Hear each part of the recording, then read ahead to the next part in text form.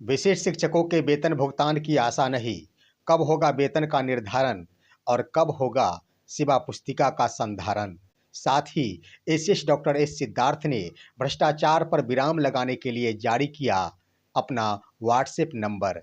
खबर देखने वाले आप तमाम दर्शक बंधुओं को एक बार फिर से अपने ही दोस्त एसके चौधरी की ओर से प्यार भरा नमस्कार और आदाब। दोस्तों, बिहार के वैसे शिक्षक जो सक्षमता परीक्षा पास कर विशिष्ट शिक्षक बन गए हैं, उनके वेतन भुगतान की आशा नहीं लग रही है। ये वेतन की बातें मैं कह रहा हूं जनवरी 2025 की, जहां की शिक्षकों की यह आशा थी कि शिक्षकों का वेतन अवश्य ही शिक्षा विभाग के द्वारा ससमय भुगतान कर दिया जाएगा। लेकिन शिक्षा विभाग इस तरह सुस्ती दिखाई है कि शिक्षकों का वेतन भुगतान अभी संभव नहीं प्रतीत होता है। दोस्तों, इसके संबंध में पत्र भी जारी होना शुरू हो गया है। साथ ही साथ कई ऐसे बिंदु हैं जिससे यह लगता है कि शिक्षा विभाग सुस्त पड़ गई है। उन्हें अपने कार्यों में प्रगति लाने की आवश्यकता है। इन बिंदुओं पर चर्चा करने से पहले एक बार फिर आपसे गुजारिश होगा कि अगर आपने अभी तक हमारे इस चैनल सुसत्य वचन को सब्सक्राइब नहीं किए हैं तो कृपया अभी सब्सक्राइब कर लेंगे। दोस्तों, शिक्षा विभाग की सुस्ती के कारण बिहार के विशिष्ट शिक्षकों का वेतन का भुगतान जनवरी महीने का लंबित रह सकता है। इसके संबंध में जिला कार्यक्रम पदाधिकारी औरंगाबाद के द्वारा भी पत्र जारी करते हुए स्पष्ट कर दिया गया है कि विशिष्ट शिक्षकों के वेतन भुगतान में विलंब हो सकती है। इसलिए इन तमाम शिक्षकों की अनुपस्थिति विवरणी फिलहाल नहीं भेजी जाए। साथ ही साथ नियोजित शिक्षकों के बारे में यह कहा गया है कि इन शिक्षकों का वेतन का भुगतान होगा, लेकिन जनवरी महीने में इन शिक्षकों को वार्षिक वेतन वृद्धि का लाभ दिया जाना है। इसलिए इंडेक्स के माध्यम से वार्षिक वेतन वृद्धि के साथ तमाम प्रखंड शिक्षा पदाधिकारी नियोजित शिक्षकों की अनुपस्थिति विवरणी ससमय भेजना सुनिश्चित करेंगे। दोस्तों, इसके आधार पर यही कहा जा सकता है कि इस पत्र के माध्यम से स्पष्ट कर दिया गया है कि नियोजित शिक्षकों का वेतन का भुगतान अवश्य होगा, वार्षिक वेतन वृद्धि के साथ होगा, परंतु विशिष्ट शिक्षकों का वेतन का निर्धारण नहीं हो पाएगा, क्योंकि अभी तक विभागीय कार्यवाही जारी ही है। जहां शिक्षकों का अपराह्न जनरेट संबंधी कार्य का निष्पादन किया जा रहा है, अभी कई जिलों से इसके संबंध में आदेश भी जारी नहीं किए गए हैं, तो कहीं आदेश जारी कर दिए गए हैं।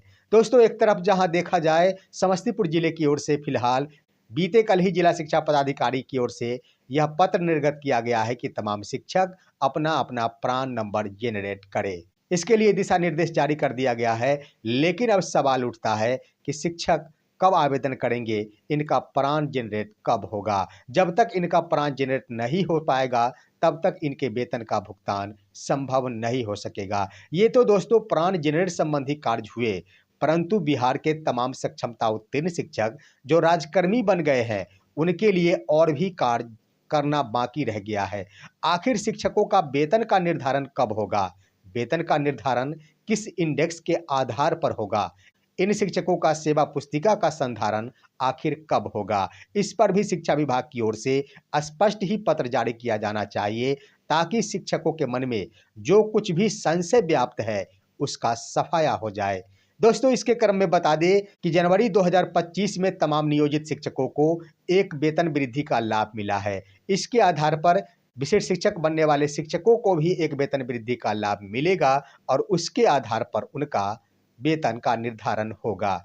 लेकिन इसके लिए शिक्षा विभाग की ओर से एक पत्र जारी किया जाना चाहिए, ताकि शिक्षकों के वेतन भुगतान संबंधी कार्यवाही को आगे की ओर बढ़ाया जा सके। रह गई बात सेवा पुस्तिका संधारण की, तो इनके सेवा पुस्तिका का भी संधारण होना चाहिए, क्योंकि शिक्षा विभाग अपने स्तर से शिक्षकों के ऊपर कार्रवाई संबंधी कार्य तो कर रही है। आपने देखा होगा कि एक वैसे शिक्षक थे जो वर्षों से स्थानीय निकाय के अंतर्गत कार्यवाही के अधीन थे, लेकिन ज्यों ही शिक्षक विशिष्ट शिक्षक का दर्जा प्राप्त किए, जिला कार्यक्रम पदाधिकारी के द्वारा उन पर कार्रवाई कर दी गई और इस आधार पर की गई कि अब ये शिक्षक जिला शिक्षा पदाधिकारी के अधीन है, इनके लिए किसी भी प्रकार की अनुशंसा की आवश्यकता नहीं है। माना शिक्षक दोषी रहे होंगे, उन पर कार्रवाई कर दी गई, निलंबन कर दिया गया, लेकिन शिक्षकों के वेतन भुगतान के संबंध में वेतन का भी निर्धारण होना है। इस पर शिक्षा विभाग को संज्ञान लेना चाहिए, इस ओर भी कदम उठाया जाना चाहिए। उधर सेवा पुस्तिका संधारण की ओर भी कदम उठाया जाना चाहिए। सिर्फ ब सिर्फ कार्रवाई करना ही शिक्षा विभाग का दायित्व तो नहीं है। शिक्षकों के सामने आने वाली समस्याओं का निदान करना उनका दायित्व है। साथ ही साथ सबसे बड़ी बात कि जो भी कोई कुछ करता है, अपने पेट रोटी के लिए करता है, अपने बाल बच्चों की शिक्षा के लिए करता है, अपने माता पिता की परवरिश के लिए करता है। ऐसे में इन बिंदुओं पर शिक्षा विभाग को सोचना चाहिए, क्योंकि शिक्षकों के बाल बच्चों से जुड़ा हुआ उनका वेतन है। अविलंब ही जनवरी महीने का वेतन आखिर कैसे भुगतान हो, इस पर विचार करते हुए उचित निर्णय लेकर वेतन भुगतान के संबंध में कार्यवाही किया जाना चाहिए। क्योंकि दोस्तों ढेर सारे लगभग 90% बिहार के शिक्षक हैं जो किसी न किसी बैंक के ऋणी है और उनका किस्त भी 1 से लेकर 10 तारीख के बीच में कटा करता है। ऐसे में जनवरी महीने का वेतन भुगतान हो जाना चाहिए, ताकि शिक्षकों की रोजी रोटी भी चल सके और बैंक की नज़रों में डिफ़ॉल्ट साबित नहीं हो सके। वही दोस्तों शिक्षा विभाग अपने अगले कदम के मद्देनज़र एसीएस डॉक्टर एस सिद्धार्थ की ओर से भ्रष्टाचार पर विराम लगाने के लिए खुद का अपना अलग से एक व्हाट्सएप नंबर जारी किया गया है। बताते चले कि कई तरह से कई बिंदुओं पर भ्रष्टाचार के संबंध में शिक्षा विभाग को सूचना प्राप्त हो रही है। कभी शिक्षा कार्यालय में शिक्षकों का दोहन हो रहा है, तो कभी वेतन भुगतान के संबंध में उनसे पैसों की मांग की जा रही है, तो कभी शिक्षकों के आने वाले समस्याओं के निदान हेतु शिक्षकों से पैसे लिए जा रहे हैं। साथ ही साथ छात्रों को भी यह आदेश दिया गया है कि उनसे भी अगर किसी भी प्रकार की मांग की जाती है, पैसों की मांग की जाती है, तो छात्र के द्वारा जारी किए गए मोबाइल नंबर पर फ़ोन किया जा सकता है। दोस्तों इसके संबंध में कई नंबर जारी किए गए हैं।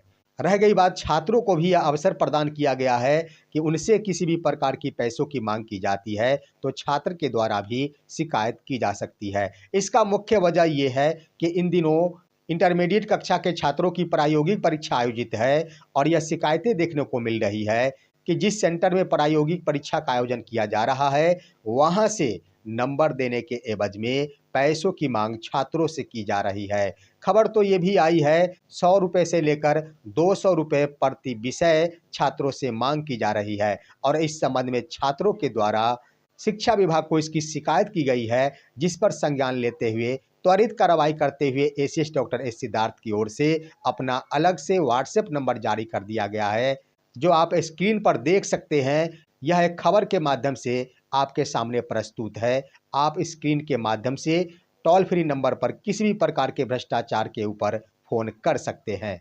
दोस्तों अगर एसीएस डॉक्टर एस सिद्धार्थ के द्वारा यह कदम उठाया गया है, तो इसे काफ़ी सार्थक माना जा सकता है। यह एक सराहनीय कदम माना जा सकता है, क्योंकि बार बार ही शिक्षा विभाग के अंदर व्याप्त भ्रष्टाचार पर सवाल उठते रहे हैं। कई बिंदुओं पर शिक्षकों का दोहन होता आ रहा है और शिक्षकों को तंग किया जा रहा है। ऐसे में यह टोल फ्री नंबर, साथ ही साथ पर्सनल व्हाट्सएप नंबर शिक्षकों और छात्रों के लिए काफ़ी कारगर साबित होगा और छात्र के साथ साथ शिक्षक भी दोहन से बच सकेंगे। तो आज की खबर बस इतना ही। आप सभी हमारे इस वीडियो को लाइक करते हुए तमाम दोस्तों के पास शेयर कीजिए और अब दीजिए अपना ही दोस्त एसके चौधरी को इजाज़त। जय हिंद, जय भारत।